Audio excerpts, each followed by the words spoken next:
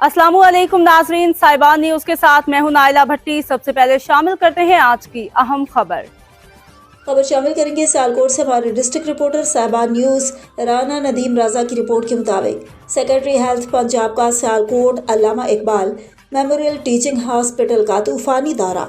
नई तामीर होने वाली बिल्डिंग की तमाम वार्ड्स को चेक किया। खुसूसी तौर पर नई बिल्डिंग में तमाम नए एयर कंडीशन और तमाम एसेसरीज को मुकम्मल तौर पर चेक किया। खुसूसी तौर पर गायनी वार्ड के अंदर जाकर मरीजों की खैरियत दरियाफ्त की।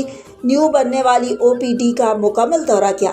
इस मौके पर MS civil hospital Sialkot, principal government Khawaja Safdar medical college Sialkot, AMS और तमाम DMS के साथ और तमाम सर्जन डॉक्टर्स के साथ खुसूसी मीटिंग करते हुए हिदायत जारी की। अल्लामा इकबाल टीचिंग हॉस्पिटल में आने वाले मरीजों को तमाम सहूलियात मुकम्मल तौर पर मुहैया की जाए। चेक एंड बैलेंस का मुकम्मल निज़ाम रखा जाए। MS अपनी टीम के साथ रोज़ाना की बुनियाद पर तमाम वार्ड्स, एमरजेंसी वार्ड और OPD की मुकम्मल तौर पर निगरानी करें और ख़ास तौर पर गायनी वार्ड, गायनी OPD का मुकम्मल विजिट करके चेक करें और रिपोर्ट करें कि कहीं मरीजों के इलाज में कोई कोताही ना हो। और कहा कि CM पंजाब मोहतरमा मरियम नवाज शरीफ का ये विजन है कि बिलखुसूस शोबे सेहत पर टाइम मुकम्मल एक्टिव हो, क्योंकि गवर्नमेंट के हॉस्पिटल में ज़्यादातर गरीब, मजदूर और दिहाड़ीदार तबका इलाज करवाने के लिए आता है।